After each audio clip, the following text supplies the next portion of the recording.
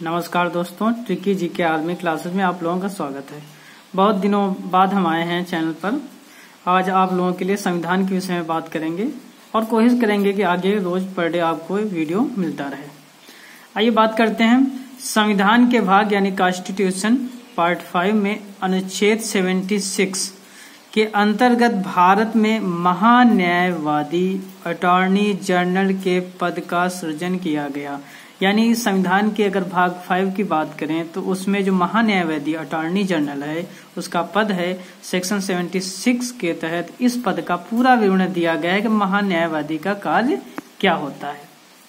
ठीक है, आगे पॉइंट हमारा है महान्यायवादी की नियुक्ति संघीय मंत्रिपरिषद की सलाह पर राष्ट्रपति द्वारा की जाती है। यानी संघीय मंत्रिपरिषद जो सलाह देगा वो राष्ट्रपति उस पर मोहर लगाएगा यानी साइन करेगा। ठीक है, तो ये भी मालूम है कि हमारा देश जो है कि कई राज्यों से मिलकर एक संघ बनता है। ठीक है, तो वो जो हमारी सरकार चलती है वो केंद्र सरकार जिसे हम लोग बात करते हैं उसमें। अगले पॉइंट के विषय में बात करते हैं। भारत में 3 अधिकारियों को विधि अधिकारी माना गया है। विधि अधिकारी, विधि का तात्पर्य दोस्तों होता है कि कानून से। ठीक है, यानी हमें जो कंट्रोल करना होता है, जो व्यवस्थाएं चलाई जाती हैं उनको कंट्रोल करने के लिए इनका निर्माण करना पड़ता है। इसमें 3 अधिकारी होते हैं। भारत का महान्यायवादी जिसे कहते हैं अटॉर्नी जनरल ऑफ इंडिया, यानी वो पूरे भारत का होता है। और फिर नेक्स्ट पॉइंट है भारत का महाधिवक्ता सॉलिसिटर जनरल ऑफ इंडिया उसे कहते हैं। और थर्ड पॉइंट हमारा भारत के अपर महाधिवक्ता, अपर यानी additional solicitor general of India. इसमें महान्यायवादी सर्वोच्च स्तर पर है, यानी जो अगर इससे बड़े की बात करें जिसका पद सबसे बड़ा होता है वो भारत का महान्यायवादी का पद हमारा सबसे बड़ा होता है। ठीक है, आगे हम बात करते हैं निर्वाचन, जो इलेक्शन कमीशन यानी चुनाव कैसे लड़ा जाता है, कैसे क्या होता है, इसके बारे में हम थोड़ा सा अध्ययन करेंगे। भारत में निर्वाचन आयोग की स्थापना 25 जनवरी 1950 को की गई थी। यानी जो चुनाव लड़ा जाएगा वो हमारा कब 25 जनवरी 1950 में निर्वाचन आयोग की स्थापना की गई थी। वो हमें बताएगा कैसे चुनाव लड़ना है, कैसे क्या करना है। ये तो हमें मालूम है कि हमारा देश 15 अगस्त 1947 को आजाद हुआ था। आगे बात करते हैं निर्वाचन आयुक्तों की नियुक्ति, यानी निर्वाचन आयोग। भाई निर्वाचन आयोग एक पद का नाम होता है, इनको चलाते को लोग चलाते हैं, तो उनकी नियुक्ति कैसे होती है उसके विषय में बात करेंगे। वो की जाती है राष्ट्रपति के द्वारा की जाती है। ठीक है, राष्ट्रपति के द्वारा की जाती है। अगला पॉइंट है निर्वाचन आयोग ही चुनाव की तिथियों का निर्धारण करने वाली सर्वोच्च संस्था है। यानी निर्वाचन आयोग के अलावा कोई भी ऐसी संस्था नहीं होगी जो उनकी डेटों या तारीखों का अध्ययन करेगी या लिखित देगी। ये हमारा सेक्शन आता है सेक्शन 324 में, यानी इस सेक्शन के अंतर्गत इस नियम का पालन किया जाता है। आगे देखते हैं भारत में इलेक्ट्रॉनिक वोटिंग मशीन EVM, इसका फुल फॉर्म क्या है? Electronic voting machine. देखिए इसके विषय में जो हमारा विधायक और ये सांसद वाले चुनाव होते हैं इसका प्रयोग किया जाता है। इस पर काफी विवाद भी है, लेकिन इसके बारे में क्योंकि अभी प्रयोग हो रहा है तो इसका डिजाइन कहाँ से लिया गया है? 15 अक्टूबर 1980 को। और किसके द्वारा तैयार किया गया? MV हनीफ ने तैयार किया गया था। कब किया था? 15 अक्टूबर 1980 को। इनका नाम क्या है? MV हनीफ ने तैयार किया। क्या तैयार किया? डिजाइन तैयार किया गया था इलेक्ट्रॉनिक वोटिंग मशीन का। आगे बात करते हैं नेक्स्ट पॉइंट में। नामीबिया प्रथम अफ्रीकी देश है जहां राष्ट्रपति एवं संसदीय चुनाव में भारत में निर्मित, यानी जो भारत में इलेक्ट्रॉनिक वोटिंग मशीन बनती है उसका प्रयोग नामीबिया में किया जाता है, जो कि एक अफ्रीकी देश है। आगे बात करते हैं VVPAT। ये हमारा है वीवीपैट। जो बात करते हैं इसका मतलब ये होता है कि voter verifiable paper audit trail. ठीक है, इसका मतलब यह है कि जब कोई हम अगर वोटिंग डालते हैं तो उसमें एक पर्ची निकलती है, उसमें चिन्ह और जिस मतलब उनका नाम जो कैंडिडेट होता है वो उसमें छपता है और नीचे मतलब बॉक्स जो होता है उसमें गिर जाता है। तो इससे क्लियर होता है कि हमने जो वोट डाली है उसी प्रत्याशी को दी है जो हमने सोचा था।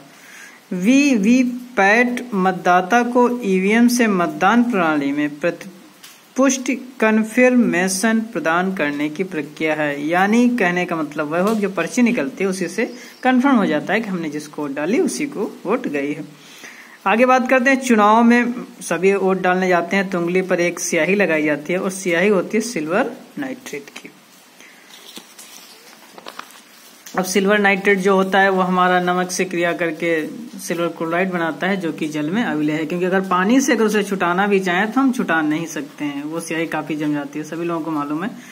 आगे हम बात करते हैं 3 मार्च 2016 को राष्ट्रपति की सहमति के बाद, यानी राष्ट्रपति की सहमति के बाद निर्वाचन विधि संशोधन अधिनियम 2016 लागू हुआ। यानी जब निर्वाचन आयोग यानी वोटे तो जब पढ़ने लगी या कोई समस्याएं आने लगी तो बहुत सारी कुछ इसमें समस्याएं आई, उनका निर्धारण करने के लिए या संशोधन करने के लिए वो राष्ट्रपति ने सहमति दी, 2016 में उनको लागू किया गया।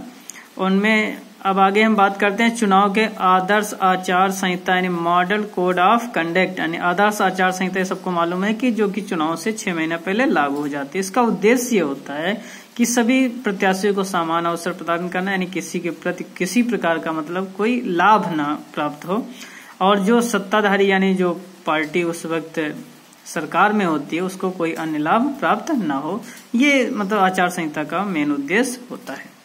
आगे हम लोग बात करते हैं सर्वोच्च न्यायालय द्वारा 2 जनवरी 2017 को चुनाव में जाति, धर्म, भाषा और संप्रदाय विशेष के नाम पर वोट मांगने को पूर्णतः प्रतिबंधित कर दिया गया। यानी कहने का तात्पर्य यह है कि जाति और धर्म, भाषा, संप्रदाय, क्योंकि इनका प्रयोग करके अधिकतर क्या है कि समाज में अवस्था फैल जाती है और दंगे प्रसाद होने की जड़ रहती है, इसीलिए सर्वोच्च न्यायालय ने इसको इन शब्दों का पूरी तरह से प्रतिबंधित कर दिया, यानी इसके नाम पर कोई वोट नहीं मांग सकता है।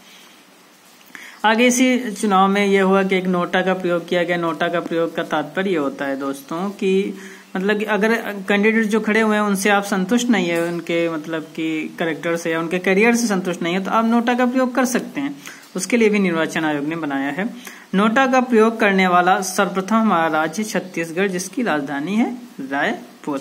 और नोटा का फुल फॉर्म होता है NOTA। इसका full form none of the above, यानी जो भी कैंडिडेट वहां पर आए हुए हैं उनमें आपको कोई भी कैंडिडेट ऐसा नहीं है कि जो इस पद के लायक हो।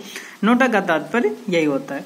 आगे हम बात करते हैं 25 जनवरी 2017 को देश भर में 25 जनवरी 7वां राष्ट्रीय मतदाता दिवस मनाया गया। यानी कब मनाया जाता है? 25 जनवरी को मनाया जाता है। याद रखिए 2017 को कौन सा मनाया गया? 7वां।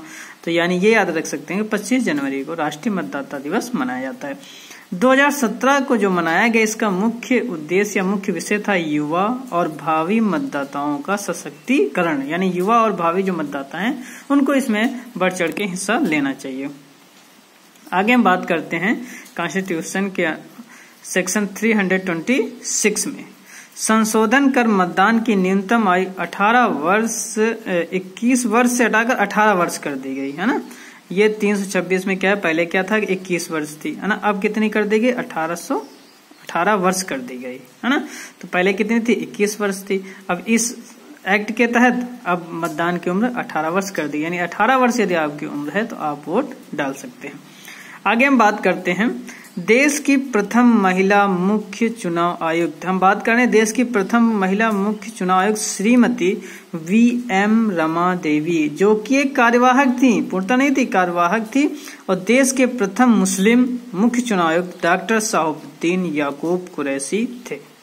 ठीक है दोस्तों, अब आगे हम बात करते हैं भारत के प्रथम मुख्य निर्वाचन आयुक्त, यानी जो हमारे थे सबसे पहले क्या थे? सुकुमार सेन। अगर पुरुष में बात करेंगे तो सुकुमार सेन ही थे। आगे है जो कि लास्ट पॉइंट है आज का 61वां यानी 61 संविधान संशोधन मार्च 1989 मतदान की आयु सीमा 21 वर्ष से घटाकर 18 वर्ष कर दी। यानी ये पॉइंट हमारा जो है कि ये जो संशोधन किया गया था 21 वर्ष से घटाकर 18 वर्ष कर दिया। अभी जो इसके पहले हमने बताया था सेक्शन 326 के तहत। ठीक है दोस्तों, आज के लिए इतना ही। नमस्कार। हमारा चैनल टिकी जी के आर्मी लाइक और सब्सक्राइब करते रहिए।